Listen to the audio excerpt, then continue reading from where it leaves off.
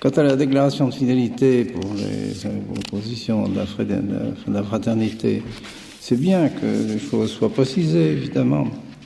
Alors peut-être il y en a qui pourraient trouver que la première phase est un peu trop simple, n'est-ce pas, peut-être trop affirmative, je ne sais pas. Mais c'est une question délicate, c'est la question, c'est la grande question.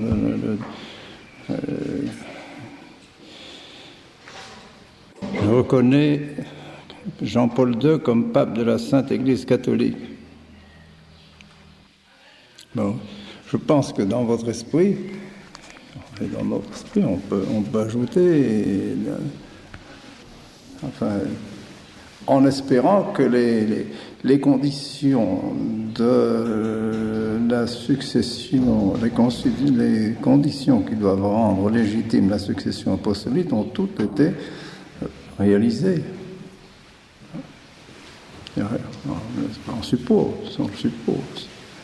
Mais vous savez, qu'est-ce qui s'est passé dans les conclaves? Vous n'en savez rien, moi non plus. On fait courir des bruits, le cardinal Seri aurait dit, le cardinal aurait dit, bon, sérieux, je ne sais pas. Mais dans les temps dans lesquels nous vivons, qu'éventuellement il y ait eu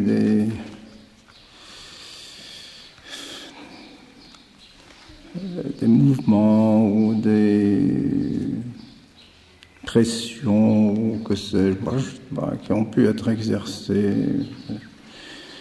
illégitimement, j'en sais rien. Enfin, je pense qu'on peut admettre cela. Ce problème est un tel problème, n'est-ce pas, qui se pose à tout le monde, c'est ce qui est sur les lèvres de tous les fidèles. Aussi bien les fidèles progressistes que les fidèles progressistes pour dire c'est un très bon pape, on n'a jamais eu un pape comme ça. Bon, libre à eux de penser cela. Pour nous, hélas, nous sommes stupéfaits de voir comment ces papes sont pétris de libéralisme et de modernisme. Quant à d'autres, je pense que ces papes sont hérétiques, schismatiques, excommuniés, et donc ne sont pas papes. Ce n'est pas la position que, personnellement, j'ai cru devoir prendre, parce que je pense quand même que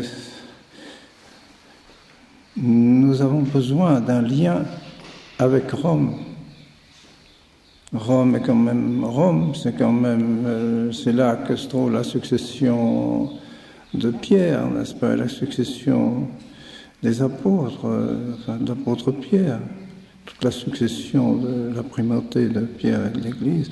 Si on coupe avec ce lien, on est vraiment comme une embarcation qui est larguée au gré des flots, sans plus savoir à quel lieu nous sommes rattachés et à qui nous sommes rattachés.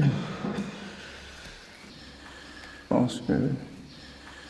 pense qu'il est possible de voir dans la personne qui succède à tous les papes précédents, puisque s'il occupe le siège, il a été reçu comme évêque de Rome à Saint-Laurent de Latran.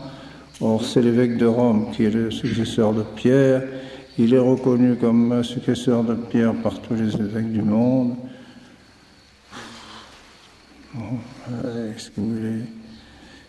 On peut penser qu'il est vraiment le successeur de Pierre. Et en ce sens, eh bien, nous nous rattachons à lui et pas à travers lui, à tous ses prédécesseurs. Je dirais ontologiquement, si on peut dire. Et puis ensuite, ses actions, ce qu'il fait, ce qu'il pense, les idées qu'il répand, c'est autre chose, bien sûr. C'est une grande douleur pour l'Église catholique, pour nous, que nous soyons obligés de constater une chose semblable. Alors, mais je pense que c'est la solution qui correspond à la réalité. La solution du sédévacantisme, ce n'est pas une solution, ça pose une quantité de problèmes.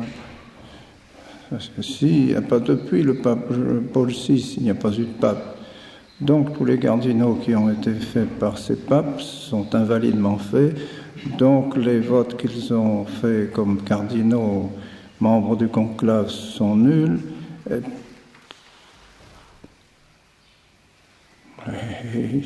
Qui va rétablir alors le lien avec, disons, avec Jean XXIII, ou même si on estime que Jean XXIII n'est pas pape non plus, alors je ne sais pas, il faut descendre au pape Pidou. Qui va rétablir le lien? Si tous ces cardinaux sont invalidement faits cardinaux, ils ne peuvent pas élire le futur pape. Qui va nous désigner le futur pape? On est complètement perdu, n'est-ce pas? Complètement perdu. Pas étonnant que dans ces milieux, il y ait eu des groupes qui ont fait un pape. C'est logique. Bon, gardons un peu, je crois, la solution du sens commun et la solution que nous inspirent aussi les fidèles, voyez. Chaque fois qu'il y a eu des histoires de sédévacantisme qui ont sévi un peu dans la fraternité, il faut le dire, il y en a bien, n'est-ce pas? Eh bien, dans l'ensemble, on peut dire que les fidèles n'ont pas suivi. Les fidèles n'ont pas suivi. Ces fidèles nous ont suivi la solution de la fraternité. Et je pense que si nous prenions un jour, tout à coup, la décision, les autorités de la fraternité, ils ont même la majorité des prêtres et tout ça, qui diraient, bon, on s'est entendu, maintenant nous affirmons qu'il n'y a pas de pape. Mais les fidèles ne suivraient pas. La plupart des fidèles ne suivraient pas. Avec raison. Avec raison. Vous voyez par exemple à Bordeaux, quand l'abbé Guépin est parti, avec l'abbé... Enfin, les deux abbés qui étaient à Bordeaux, là, quand ils sont partis, Belmont, eh bien, ils ont cru qu'ils allaient emmener les 2/3 de la paroisse avec eux. Ils ont eu 2-3 familles. Tout. Ils sont partis avec eux. Ils finissent pas. Non, les fidèles ont le sens de la foi. Et vous voyez comme ils ont réagi pour les consécrations épiscopales. Les fidèles ont le sens de la foi. Vous savez, ils ont le bon sens et le sens de la foi. On peut se fier à ce jugement, je dirais, de nos bons chrétiens, de nos bons fidèles.